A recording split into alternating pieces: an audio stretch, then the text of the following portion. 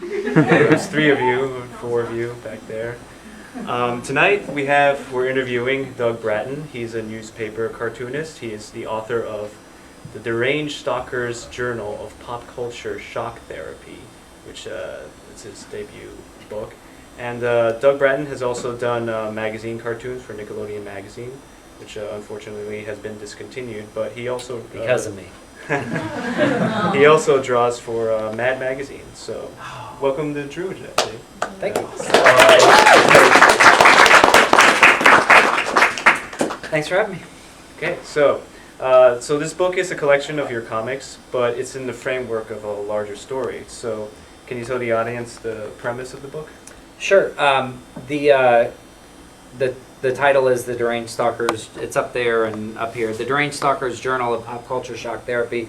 And basically when my editor at Andrews McMeel, which is the publishing company, approached me about doing it, they wanted to do something creative and different than just like a standard collection of comics for a lot of different reasons. One is the economy, so they thought it would be cool to kind of frame it in some sort of different way. So basically what we came up with was having the whole collection be published as if there was like a crazy stalker who had been like ripping my comics out of the local paper and writing their ramblings and, you know, sending me crazy stalker emails, and, you know, it kind of deteriorates, and at the end the stalker gets arrested. And so there is kind of a story to it with the comics. Like as you read through, it's the stalker's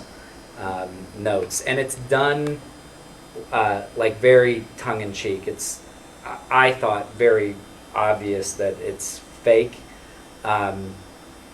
but some people did not get that it was fake. And I think in part in the introduction, I write the introduction as if I'm telling the story of, like, you know, that there was a stalker and what happened, and, you know, when they arrested him, they found his journal and they're publishing it.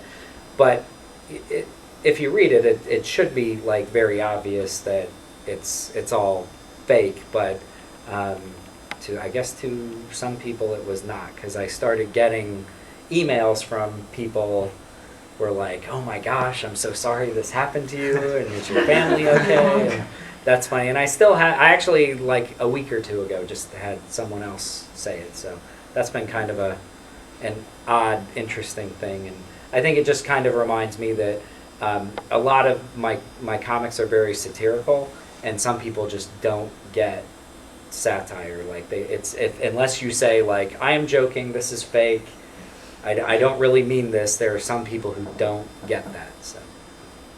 So how did you get started in cartooning? Were you that kid in the classroom who always doodled in his notebook? Yeah, actually, some of you know my brother, Dave.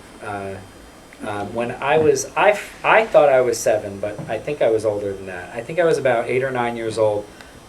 Dave and I were really into like superhero comics, and with another friend of ours, we started drawing comic books when we were like, you know, I was like 8 or 9 years old, and they were really, really bad. But it was a lot of fun, and that was really how I started really getting into it and really enjoying that. And you know, we had relatives that would actually pay us money for these things, so it was like, you know, good motivation to keep doing it. But that was kind of my like original, I think, because I loved comic books when I was young and started drawing them, that got me into it. As I got older, I got more into like newspaper and humor comics and magazine comics and children's book illustration and doing different types of things like that. And at some point when I was in college, I really wanted to do a comic strip, and I started experimenting a little, but didn't, you know, do anything with it. And it wasn't until probably a couple years after college when I realized, like, oh, I really don't like my job, and it might be more fun to do that I really started pursuing it professionally. So Now, when you were starting your cartooning, did you have any specific influences or inspirations? Yeah, definitely. And this is not unique for cartoonists of kind of my age. I grew up reading Calvin and Hobbes and The Far Side and Bloom County were the three that I like kind of really was into. Bloom County, any of you ever heard of Bloom County? It's probably the one that is held up the least. Opus. You know the Mars Loves Mom movie that's coming out? Has anybody seen ads for that? The guy who wrote that did the comic strip Bloom County. So that was, it was very kind of political, even though it wasn't a political comic, but it was really good. Calvin and Hobbes, everybody heard of Calvin and Hobbes? Okay, Calvin and Hobbes, probably the greatest comic strip ever done. And The Far Side, anybody familiar with that? Okay. Far Side was my favorite, and definitely my biggest influence was Gary Larson. Gary Larson does single panels versus comic strips, which is what I do, a single panel. Prior to Gary Larson, in newspaper comics, all single panels were like still of characters. So for instance, like they were all like the Family Circus and Dennis the Menace and Heathcliff and things like that you know, had, you know, or Marmaduke, where it was one panel, but it was always about the same character. And magazine comics for years had just been like no specific characters, just kind of weird situations, or very offbeat or funny or a little edgier. And Gary Larson was kind of the first person who took the kind of like the magazine format of single, get what are called gag panels, and put that into the daily paper. And I just really loved that. And I, you know, when I started doing comics, I originally started doing comic strips, but I was kind of always more drawn to the panels just because I like like in a strip, it's, you kind of tell the joke in a series of, you know, it's like two talking heads, you know, and then there's like a setup and a punchline, or it's like a beat, off beat, which is kind of like a gag writing thing where you know, you start down one path and then your punchline is something really different. Where with single panels, it kind of like it has to hit you immediately. You know, like you see one panel and then, you know, maybe it has a caption under it, but it's like, you know, there really isn't set up punchline. You don't have to kind of get through it, and I just kind of really like that. And Gary Larson was definitely my biggest influence. So, what was your process for writing this book and drawing it? Well, probably the easiest thing about it was I've been doing the comic in newspapers now for 9 years, so I didn't have to like come up with new material. For the comics, I just kind of went back through my archives. Really, the first probably 3 or 4 years of comics I didn't use because stylistically they look different than they do now, just because my art style evolved over time. But it was really just kind of going through and picking out like what ones I thought were the best, and you know, if there were ones that were like too similar, not using those. So that was kind of half the process. And then the writing part of it for the Stalker was a lot of fun, but it was a lot more work because it was, you know, a lot of the kind of the Stalker things in the book are things that I wrote like about a comic. So it's like, you know, whatever I would take a comic, and whatever that comic was kind of about, that would kind of become the springboard for the, you know, whatever the Stalker's crazy commentary was. But that was a lot of fun doing that too. And my editor actually, my first draft of the book, I had to tone down because I definitely, as you can probably tell, and if you've read any of the comics, I definitely have a little bit more twisted sense of humor. And by the way, my comics are in, the newspapers they're in aren't like your Star Ledger types. They're all college papers and alternative news weeklies, which are like city papers. And that's because they allow for a little edgier content. And none of mine are like R-rated or anything, but they're definitely, you wouldn't see that in your, it wouldn't be allowed in your daily paper because they're very, very concerned about the kid audience that sometimes reads the comics. So, where was I going with that? Oh, so my original draft, I thought it'd be funny to make the stalker like really, really like crazy, and my editor, when she got the first draft, she was like, you might need to tone this down a little, like, no jokes about the stalker's mom holding his head underwater when he was 3 years old, like that wasn't going to fly. So I had to tone it down a little. It's definitely, if you read it, the stalker is definitely still, nuts, but I talk about his mom like throwing firecrackers at him in bed to wake him up versus holding his head underwater. So. Now, in the strips that you've made, is there any specific fictional character that you always like to parody the most, or? Yeah, there's probably a few that I go to the well too many times with, but I think there are some that are easier to write about or lend themselves more. Muppets, I really like writing comics about Muppets. And easy ones, characters that can do a lot are easier to make gags around. Because if it's like like Dennis the Menace, I've done a few comics about Dennis the Menace, but they're all kind of, playing on him being menacing. There's not too much else you can do with that. But like Superman, because he's, has all these powers, and there's a lot of, popular culture mythology around the character that everybody knows. I can do a lot of different things.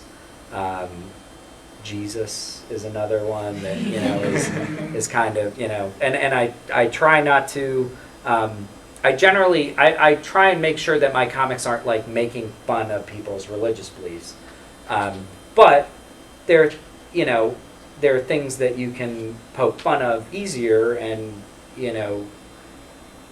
because with Jesus it's like, oh well, he walked on water, so you can do a comic about that, or there's resurrection you can do, so there's lots of different. The more you know about characters and the more they can do, there's more I can do with them. So a lot of my edited comics that I have never published, probably have Jesus in them, because I was like, someone's going to get too offended by that one. So do you have anything already in mind for any future collaborations, or maybe like continuing the framework, or making up a new? Yeah, that's a good question. The kind of the process is, I'm sure I'll do another book at some point, but this is my first book through Andrews McNeil, and they'll usually wait like a certain length of time to see what sales are, to see if they do more books. So hopefully, knock on wood, the book will do well and they'll want to do another one. I have two kind of sequel ideas for this one. The next one is The Deranged Stalker's Prison Journal of Pop Culture Shock Therapy, and it's basically like, he gets someone to send him the comics in prison, and, now instead of sending me crazy emails, he's like, writing letters on toilet paper and stuff like that. So. And this one, not to totally give it away, I think I already said it. It doesn't give anything away because it's not important to the book, but this one ends with the stalker being arrested, and that's the arrest report. So if there's a second one, it'll end with his parole violation. Oh, that's a great question. This is my friend Dan. Dan. He's not a stalker, is he? No, it was really funny. He actually, a couple things about Dan. One, he's a good friend of mine for like 15 years, and he does my website for the comic as well. And he's a really funny guy, so I asked him, he's helped me out a lot. I thought it'd be funny to use him as the stalker. Now, the funny thing is, he actually works for the Bergen County Prosecutor's Office in their computer crimes division. So I went to his office, and we snuck in and took a mugshot picture for the book. So So, since you satire all these famous pop culture figures, you ever got sued or threatened to get sued? Now, it's funny. I get a lot of people because I'll use Frankenberry and Charlie Brown, and I use a lot of characters. People are like, "Oh, are you using copyrighted characters? Is that a problem?" I have, knock on wood, to date, never been contacted about it, and part of the reason is there's a clause in copyright law called fair use clause. And, part of fair use allows you to use copyrighted works for the purpose of making fun of those works or doing parody of those works. So it's the reason why Saturday Night Live can, take a character and use them in a skit. They don't have to pay royalties on that because it's clearly, they're making fun of it. But there are limits to fair use. And also it doesn't mean, just because I legally have the right to parody comics does not mean that I will never get sued for doing it. And I do try and make sure I don't tick off any of the I don't want to go after Walt Disney Company too bad because they have a lot more money than I do. So even if I have a right to parody their works, if they ever sued me, that would not be enjoyable for me in my life. So, but there are limitations on it. I can do comics of them, but for example, SpongeBob. If I do a SpongeBob comic, I can do that. If I take that comic and put it on a T-shirt and sell it, I can't do that because the creators of SpongeBob license the character and sell that, and reasonably, someone who likes SpongeBob, who might go out and buy a SpongeBob shirt, might also like the comic that I did and buy that. So once you compete directly with their licensees, or I don't know, whatever that word is, whenever you're competing directly with them for money, then it goes out of fair use. So there are parameters which I can have to stay. Have you ever experimented with anything other than cartooning, or try to stray away, or are you pretty sure that you want to do this all? Oh, yeah. This is kind of I can't think of too many other things that I would... cartooning is my dream job. So, maybe, if someone was like, oh, do you want to write for The Family Guy or The Simpsons, that might be tempting to say, oh, I'll put that on hold, and that might be fun. But because the writing's my favorite. I like drawing, but humor writing is my favorite part. But that's, if I could do this forever, I probably would. The only thing that's kind of tricky is because of, constant deadlines of newspapers. If you have writer's block or something, that can be a little tough. But it's a fun job. I'm not going to complain. Now, what kind of newspapers do your cartoons? They're in college papers and alternative news weeklies, which are the city papers. The closest that I know it's in is the Rutgers Targum. It's in there, but it's in the newspapers are kind of all over the country, like University of Hawaii, University of Utah, some in Florida, New York, the Midwest. It's kind of all over the map. So. What advice would you give to any aspiring cartoonists or artists, if anything? Don't do it. No. It's really fun. It's a really tough field to break into, and it's not the only one. Any creative, arts-oriented field, if you want to act or any of those fields, they're challenging to break into because there are a lot of people who want to do it, and there's not a clear path to getting the job that you want. If you want to be a CEO of a company, go to Harvard Business School, start out in an entry-level position, take jobs until you work your way up. It's not like that with cartooning, and it's not like that with a lot of other creative jobs. There's no really obvious, clear, when are you in the minor leagues and when are you in the major leagues and, when are you in Little League. So I think that if you really want to do jobs like that, just make sure that you're willing to commit to it and, spend time every day or every week working on it. don't like do it for a month and then stop for a year and do it for a month. It's not going to help. And also be persistent and be okay with taking rejection. Because like for years you're just going to hear no, no, no, because you're not ready yet. And then eventually, as you are persistent and you work at it and you get better at it, then you start getting a more positive response. What's the best and the worst part about making a comic? Like, have you ever gotten like writer's block or gotten stumped on something? Yeah, well, writing's my favorite part of it. But yeah, I would say probably the worst part is if you're on deadline and you're tired, like if you're a parent like I am and your kid woke you up really early and now you got to try and come up with something funny. That can be a little bit tricky. Sometimes honestly, I don't mind it as much now. It's kind of funny, but like if you get complaints about your stuff, like especially early on, you're putting your work out to the public. So there are going to be people who love it and there are going to be people who hate it, or you will hear from the people who hate it too. Like it's not just the people who like it send you emails, it's the people who don't like it.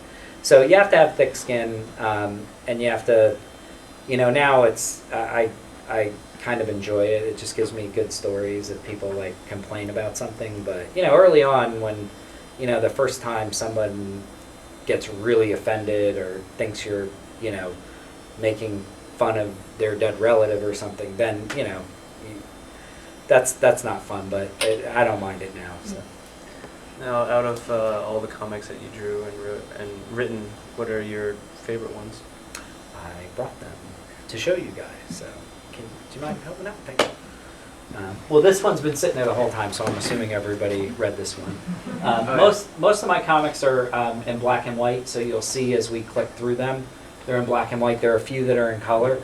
I mainly do color for when I've done ones for magazines, but these were really, last year we did a promotion for the book at San Diego Comic-Con, and we gave away like signed colored prints, so the ones in this are ones that were given out there. Okay, you can go to the next one. So this one actually, I want to do, besides this book, I want to do a book that I'm going to pitch to my editor actually called Tragic Ends to Cute and Lovable Characters. I actually thought this would make a good cover for it. I would definitely buy it. All right. I would make it buy it. Dude, let me give you my editor's email address. Make sure you tell her that. So this is Oscar before the gambling addiction. Oh my God! Yes, yes. I like that one. I guess if it could be sad. I think it's funny, but that's my humor. So, what's the next? Okay, man, I hate turning 40. Fortunately, I have not turned 40 yet, but I guess I'm close enough that there's anxiety over it. So I thought that would be good. Okay. I've done quite a few Mr. Potato. So this is Sir Mix-a-Lot in high school English. Sir Mix-a-Lot's before you guys, but you guys know the Baby Got Back? Yeah. I like big butts? Okay. So this is Sir Mix-a-Lot in high school English. My anaconda don't want none unless you got buns, hun. And obviously it's being grammatically corrected to my anaconda doesn't want any unless you have buns, honey. So that's it. Okay, next one. Okay, well that was disappointing. That's Barbie stripper. If you're going to a strip club, come on, that's no fun. Okay, this is Doc, having recently received his PhD in psychology, re-diagnoses his housemates. So happy is euphoric, grumpy is depressed, sleepy is narcoleptic, sneezy is allergic, dopey is mentally challenged, and bashful as social anxiety affected. Oh. Check it out, Robin, plumber's crack. That, my friend, is why we wear capes. These are the things you think about, when you're writing a comic. Like, well, why do some people wear capes and why do some not? And if you think about those things and obsess about those things, then you too can someday be a cartoon. Okay, this is Tarzan in Celebrity Rehab. when people started confusing me with Gollum, I figured it was time to get off the mat. I actually just totally stepped on that gag because you're supposed to read the comic first and then the caption second. So I totally screwed that up. So you're supposed to read it and be like, well, why is Gollum saying this and why isn't he Gollum? And then the giveaway is in the punchline that he's actually Tarzan. Next. Okay, I knew the minute I sniffed your mother's butt that she was the bitch for me. This is why I'm not in your typical family. They probably wouldn't go for that. And those are the 101 Dalmatians. Okay, thanks. It's your Aunt Beru and Uncle Owen, all right. CSI Tatooine. I did another comic. This just made me think of it. This is another one of those things that I think about a lot. It always bugged me that, have you all seen the original Star Wars? Yeah. Most of you? Okay. Well, in it, like his aunt and uncle who raised him since birth, so it's basically his parents, are like burned in front of him. So he's clearly upset about this for 30 seconds. And then 2 hours later, the old guy Obi-Wan, who he met earlier that day, gets killed, and he's like crying in the Millennium Falcon about it. It's like, how are you more upset about this guy that you met 3 hours ago dying than your parents getting burned? I did a whole nother comic about that. That made me think of it. Okay, next. This is Her Boobs Are So Fake.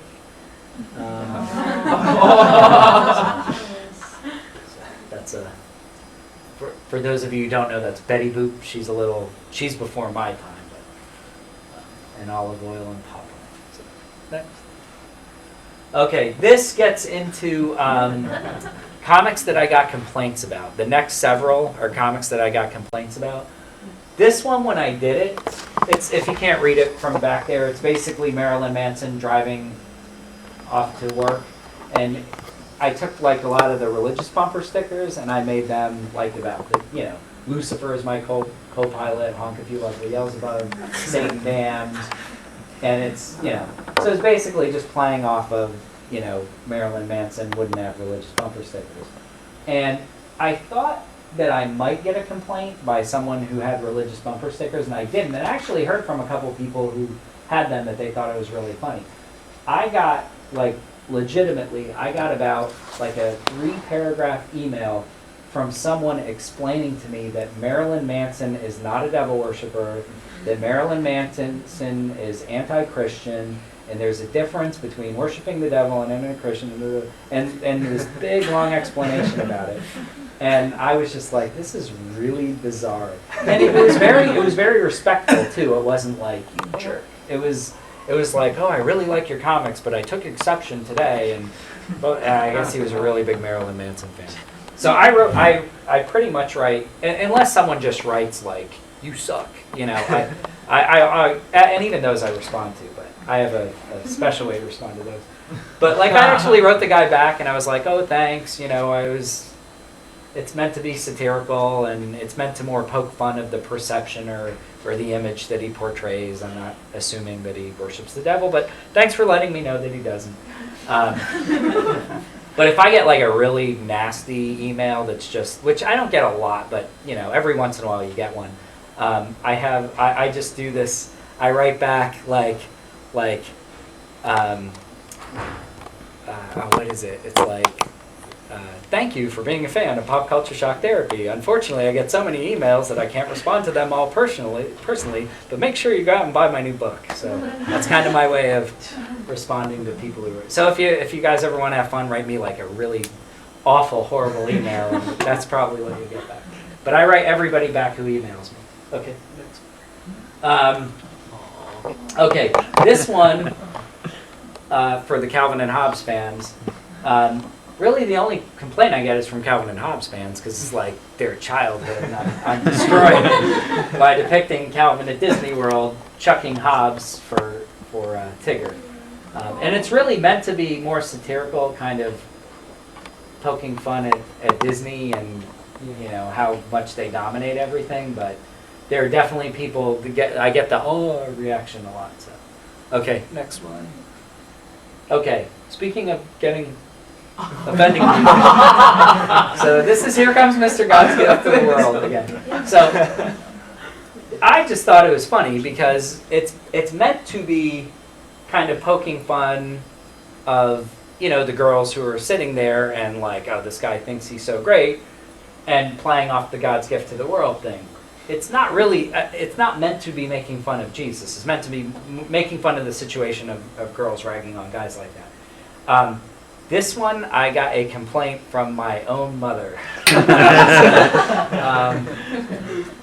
Yeah, I wonder if I'm the only cartoonist to ever get a complaint from his mom. Probably not, but probably not many.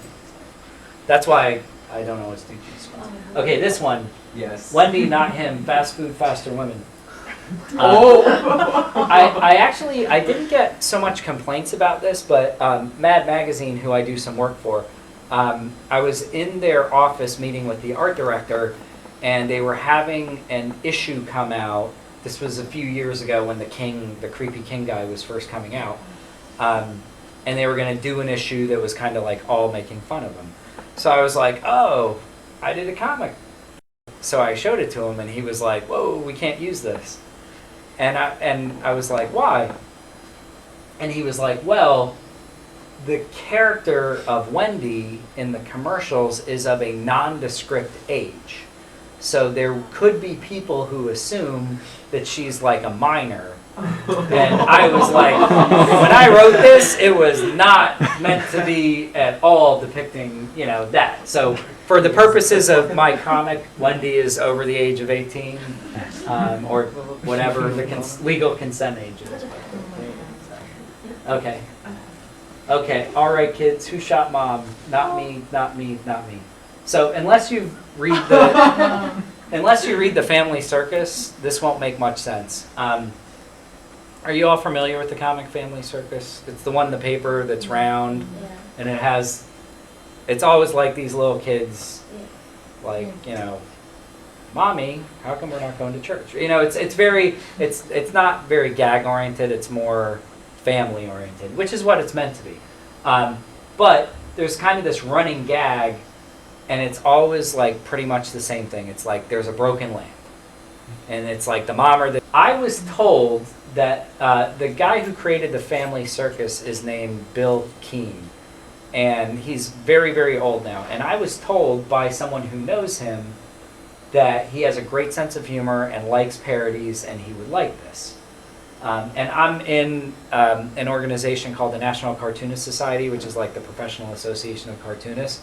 So I was like, oh, okay, well, if I meet Bill Keane, they have like an annual conference that's the Reuben Awards, which are like the cartoon versions of the Oscars, like the newspaper comics version. So every year there's this big party and everybody goes to it. So I was hoping to meet Bill Keane and show him this. And unfortunately, he's older and he's not in great health. He didn't come out.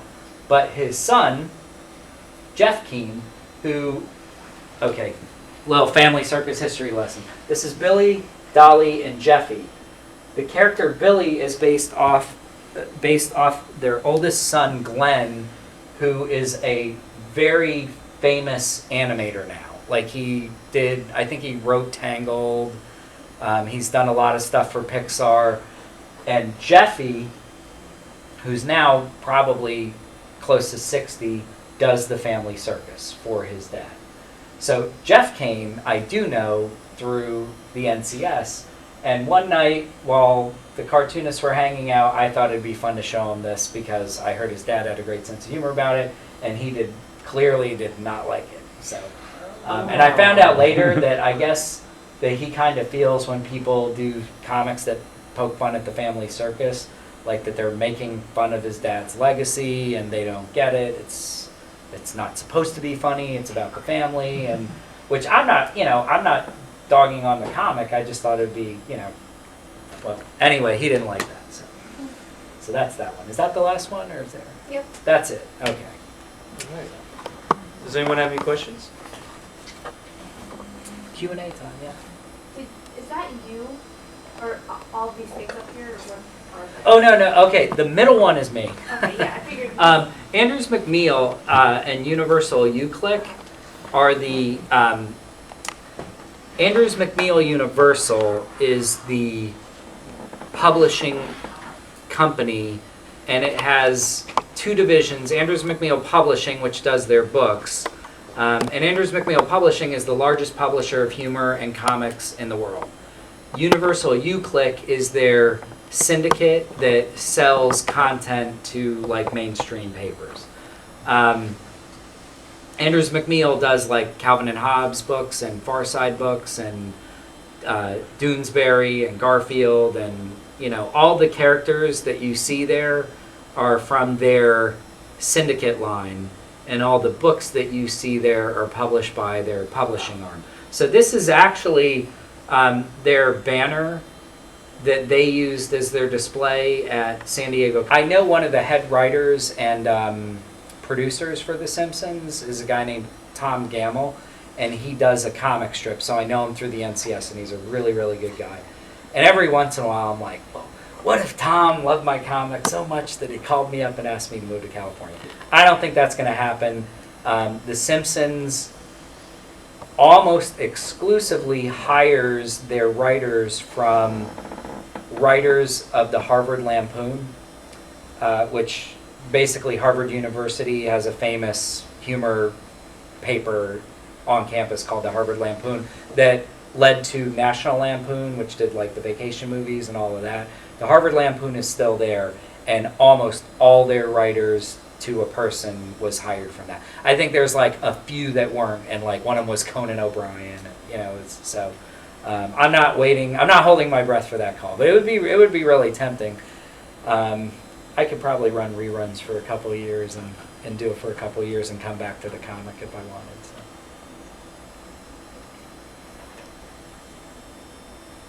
Any other questions? Or? Yeah, well, do you guys want to